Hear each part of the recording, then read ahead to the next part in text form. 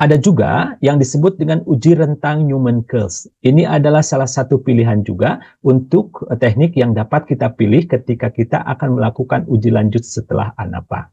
Nah, bagaimana uji Newman-Coles ini?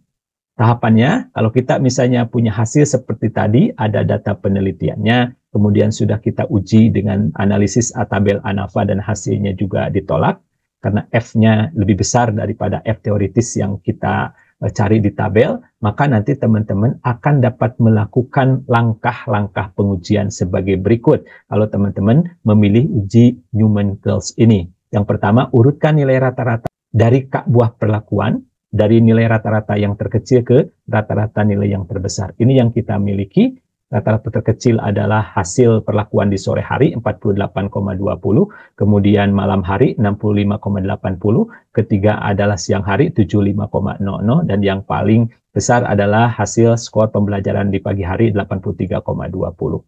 Yang kedua, ambil nilai kuadrat tengah dari kekeliruan dari tabel ANAFA. Ini nilainya 169,15, dan ini akan menjadikan acuan dalam perhitungan nanti uji dengan menggunakan ataupun teori yang digagas oleh Newman-Coles ini.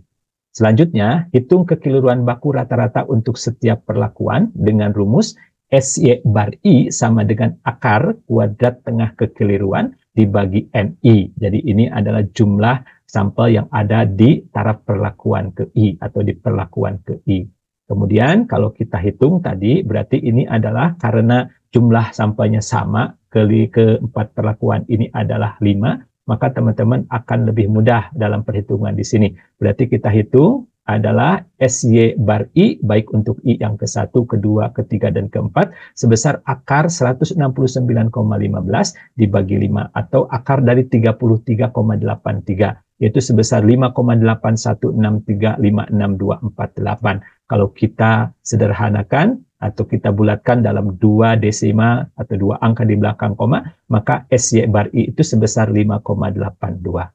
Setelah kita peroleh nilai S bar YI sebesar 5,83, maka selanjutnya kita akan tentukan nilai tabel rentang student pada taraf signifikan alfa untuk derajat kebebasan kuadrat tengah kekeliruan yang kita miliki. Jadi teman-teman nanti akan ada satu tabel lagi, yaitu tabel yang kita sebut sebagai tabel ataupun nilai tempat mencari nilai critical value yang kita sebut sebagai rentang student, ya. Rentang student ini adalah ada, nanti teman-teman bisa cari, ya. Dan linknya akan saya sisipkan di deskripsi video ini. Jadi kalau penggunaannya seperti ini, kita lihat derajat bebas kekeliruannya berapa. Karena kita memiliki derajat kebebasan 16, maka di sini kita perhatikan baris ke-16. Kenapa kita perhatikannya adalah untuk range dalam grupnya adalah 2, 3, 4, karena kita hanya memiliki 4 buah perlakuan. Jadi nanti nilai ini yang akan menjadi acuan. Ya, jadi kita akan pilih untuk alfa 0,05, maka P-nya ada 2, 3, dan 4. Rentangnya adalah 3,00, 3,65, dan untuk yang P yang 4, rentangnya ini adalah 4,05. Nah, nanti sekali lagi ini adalah link tabel untuk rentang student yang dipergunakan dalam analisis Newman-Coles ini. Nanti akan saya sisipkan di tabel deskripsi video ini. Nah, selanjutnya teman-teman, setelah kita tadi mendapatkan nilai dari tabel rentang student, maka nanti dari nilai tabel rentang student tersebut kita akan kalikan dengan nilai kekeliruan baku untuk rata-rata yang sudah kita hitung sebelumnya, yaitu 5,82. Jadi tabel ini yang tadi untuk alfa 0,05, P 2, 3, 4 dan rentangnya 3,00, 3,65 dan 4,05 ini kita akan kalikan dengan 5,82. Maka nilai barunya yang kita peroleh sekarang adalah 3 kali 5,82 ada 17,460. Untuk 3,65 kali 5,82 adalah 21,243. Dan untuk yang 4,05 kalau kita kalikan dengan 5,82, maka diperoleh nilai untuk rentang P sama 4 ini adalah 23,571. Pada langkah selanjutnya, kita akan lakukan perbandingan antara perlakuan dengan nilai yang kita peroleh dari rentang student tadi. Nah, untuk rata-rata dari perlakuan kita sudah peroleh tadi ya, untuk sore adalah 48,20, untuk malam adalah 65,80, kemudian siang ada 75,00 dan pagi ada 83,20. Nah, kemudian kalau kita bandingkan untuk pagi dan sore, berarti perbandingan rata-ratanya kita akan bandingkan 83,20 dengan 48,20. Atau kalau kita hitung selisihnya ini adalah 35,00. Kalau kita lihat dari urutan dari yang terkecil ke yang terbesar ini, tadi berarti kita akan tahu rentangnya, berarti ini ada 4 kelas atau 4 titik yang terlibat ketika membandingkan antara sore dan pagi. Nah, kalau di dalam hasil perkalian tadi rata-rata untuk setiap simpangan untuk setiap perlakuan dikalikan dengan nilai tabel yang dari rentang student tadi, maka untuk R kritisnya berarti kita bandingkan dengan yang 4 ini adalah 23,571. Nah, kita lihat sekarang kesimpulannya bagaimana? Kesimpulannya adalah berarti kita akan mengambil kesimpulan untuk hipotesis uji di mana mu pagi sama dengan mu sore. Ya, jadi artinya bahwa rata-rata pagi sama dengan rata-rata sore dibandingkan dengan H1 nanti berarti mu pagi tidak sama dengan mu sore. Nah, kalau kita lihat ini adalah alternatif hipotesisnya dan aturannya sama, H0 akan ditolak jika selisih rata-rata perlakuan lebih besar daripada nilai rentang kritis. Nah, selisihnya 35,00, rentang kritisnya adalah 23,571. Karena selisih yang rata-rata perlakuan ini lebih besar dari rentang kritis, maka H0 kita tolak. Ya, itu yang pertama, perbandingan pagi dan sore.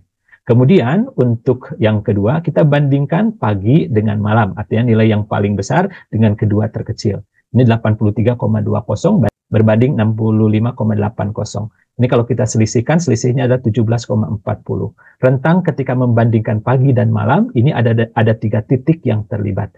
Nah, untuk rentang studentnya, 3 itu adalah titik kritisnya 21,243. Nah, kalau kita bandingkan 17,40 dengan 21,243, nah hasil selisihnya lebih kecil daripada rentang kritisnya. Oleh karena itu, H0 kita terima. Untuk yang ketiga, prosesnya sama seperti tadi. Kita akan bandingkan berarti sekarang pagi dengan siang.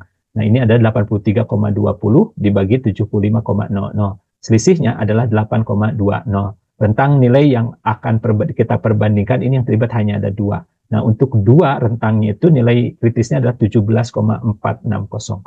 Karena nilai selisih ini lebih kecil daripada rentang kritis, maka ini H0-nya kita terima. Yang keempat, perbandingan siang dan sore. Nah, nilainya berarti 75,00 berbanding 65,80. Kalau kita selisihkan, ini selisihnya adalah 26,80. Perbandingan antara siang dan sore ini melibatkan atau rentangnya ada 3 titik. Untuk titik kritis 3 titik ini adalah 21,243. Karena hasil selisih ini lebih besar daripada nilai R kritis, maka H0 kita tolak.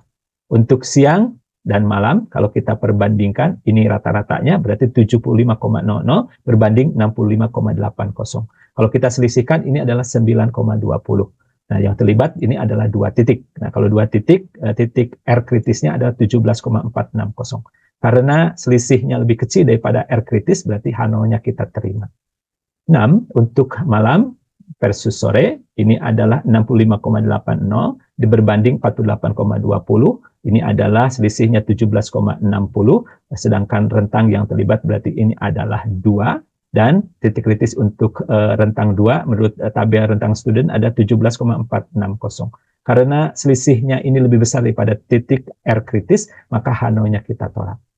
Kalau teman-teman perhatikan, jadi kesimpulan akhirnya perhatikan bahwa semua yang diperbandingkan dengan sore, entah itu pagi, entah itu siang, entah itu malam, maka hasilnya selalu ditolak. Oleh karena itu, kalau mendapatkan urutan seperti ini dari kecil sampai dari besar, kelihatannya memang ada pengelompokan seperti ini. Ya, jadi yang terpisah, yang berbeda sama sekali adalah hasil pembelajaran di sore hari yang 48,20. Sedangkan untuk malam, siang, dan pagi, berdasarkan hasil pengujian ini hasilnya adalah tidak signifikan atau tidak ada perbedaan rata-rata efek yang diberikan. Jadi perbedaan efek signifikan itu justru jika ketiga ini dibandingkan dengan hasil efek pada proses pembelajaran sore hari.